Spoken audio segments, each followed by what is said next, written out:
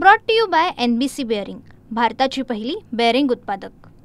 मराठा आंदोलनासाठी राज्यातल्या कानाकोपऱ्यातून तरुण त्याचबरोबर मध्यमवर्गीय जशा पद्धतीने येत आहेत अगदी त्याच पद्धतीनं वयोवृद्ध व्यक्ती सुद्धा आंदोलनामध्ये सहभागी होण्यासाठी कुठे कमी नाहीत। आपण पाहतोय की मनोज जरांगे यांच्या उपोषणाच्या ठिकाणी या सगळ्या वयोवृद्ध आजी ज्या आहेत त्या मनोज जरांगेंना पाठिंबा देण्यासाठी आलेल्या आहेत। कुठून आलात आजी? कुठून आलात? जालना। जालन्यावरून? हा। काय मागणी आहे? आरक्षणाची मागणी सरकारला। बर, आम्ही पाटला संघर्षे पहिले बी आरक्षण झालं मागलं ना, तवा पाटला संघर्ष, आता पाटला संघर्ष। आम्ही 3 दिवस झाले पाटलाला, आज उपाशी आहे। सरकारला कश काय कदर आहे ना, कोण आरक्षण दे ना। सरकार कुणीकडे गेला माहित सरकार नाही। सरकारनं इथे यायचं भेटायचं, मराठ्याला आरक्षण द्यायचं। मराठी आजूक गावाकडून बंदे मराठी इथं सुटणार आहे मुंबईला। मुंबई सोडत नाही मराठी, आरक्षण घेतल्याशिवाय घरी जात किती दिवस झाले आले? आम्हाला आज 5-5 दिवस झाले। 5 दिवस? हा। घरी गावाकडे सगळे सोडून इकडे काय? सगळे लेकर बाळ सारे सोडले आम्ही आरक्षणासाठी। आमच्या तर गेले जमाने, आमच्या पोरायचे गेले, पण नाताईसाठी आलो आम्ही। किती नातू आहेत घरात? आमच्या घरात गण 4-5 नातू आहे। फायनल झालं शिक्षण, पण आता म्हशीचं शेण काढून राहिले, गाईचं दूध काढून राहिले। त्याला नोकऱ्यानी एवढे शिकून सनी मग काय कामाचे आमच्या। बर, आजी काय वय आहे तुमचं? वय काय? 70 वय?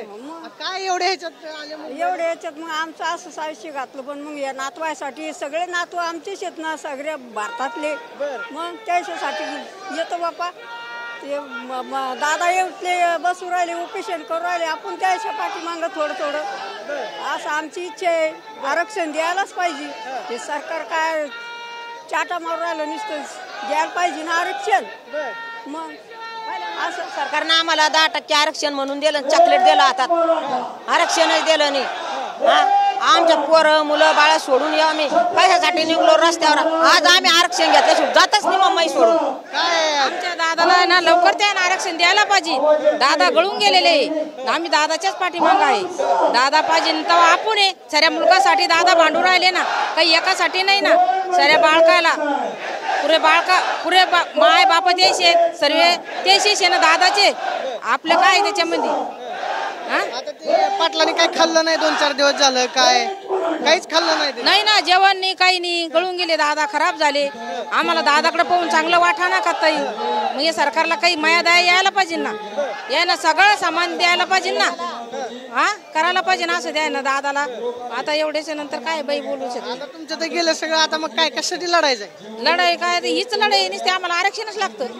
गाय घेतल्याशिवाय जातच नाही आम्ही। मारून ठोकून लढाई करू राहिलो, मारून ठोकून बिरमळ मानाना लढाई करू राहिलो आम्ही। असा हात जोडून पाया पडून फडणवीस साहेबला सांगू राहिलो की आम्हाला तुमच्याशी भांडणं करायचं नाही, विरुद्ध करायचं नाही, तुम्ही बिरमळपणाना लेकरं म्हणून साऱ्याला आरक्षण द्या। पुढे या आजी। घरात किती नातू आहेत? घरात नातू किती आहेत? 4 आहे। 4 नातू आहे, नाती आहे गज। पण मग त्या शिक्षण करून तसे शिणतात ना, त्याला नोकऱ्यानी।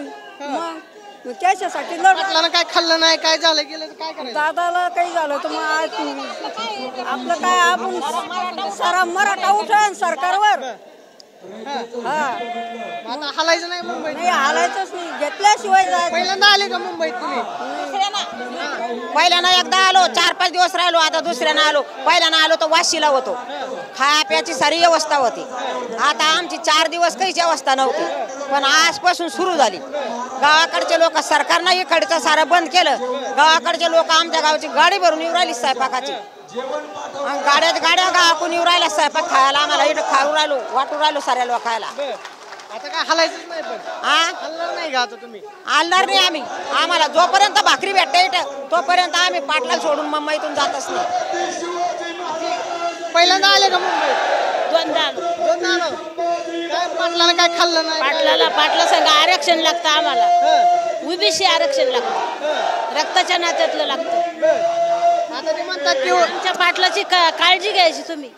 भाऊ आहे आमचा, त्याच्या पाठीमागं आहे आम्ही जात नाही। ते उठले लोक म्हणतात ओबीसीतनं शक्य नाही, काय कसे नाही, शक्य आहे, शक्य आहे। नाही नसलं किती जण आहेत? करून पाहना, देऊन द्या ना, आम्हाला करून द्या ना आरक्षण। हलायचंच नाही का? आम्ही जात नाही इथून, आम्ही पाटला बरोबर उपोषणला बसणार आहे। आता उद्या बसणार आहे, उद्या आता ह्या वयात पण तुमच्या हा तरी बसतो आम्ही. मग काय आमचा भाऊच बसला, गुडघे दुखायचे बसून दुखले तर ते बसले ना, आम्हाला बसायचं नाही. त्याला सुट्टी द्या, आरक्षण द्या त्याला, आमचं असं म्हणणं आहे. आमच्याकडे किती बारे येते ते मतदान मागायला. आम्हाला 70 वर्ष झाले मतदान मागायला आले. आम्ही आलो का त्याच्या दरुजात काही मागायला. आमचा हक्क आहे, ह्योच हक्क घ्यायला आलो आम्ही. आम्हाला काहीच लागत नाही, आम्ही भांडत नाही, तंडत नाही. आम्हाला फक्त आमचा हक्क द्यायला पाहिजे. सरकारनं काय बघायची आमच्या भावाची. आपण पाहतोय की हे सगळे सांगतायत वयोवृद्ध आजी जालना जिल्ह्यातून आलेले आहेत. त्या सगळ्या महिलांचं म्हणणं आहे आम्ही संपूर्ण आयुष्य जे आहे ते आमचं घातलेलं आहे, मात्र नातवांसाठी आम्ही आरक्षणाची लढाई लढतोय. आणि त्यासाठी आपण पाहतोय की जालना जिल्ह्यामधून आलेल्या आजी मनोज जरांगे यांच्या आंदोलनाला पाठिंबा देण्यासाठी आलेल्या पाहायला मिळतात. Camera person Vishal Raipur, Pradeep Kapse, TV9 Marathi, Mumbai. Brought to you by NBC bearing, भारताची पहिली बेअरिंग उत्पादक.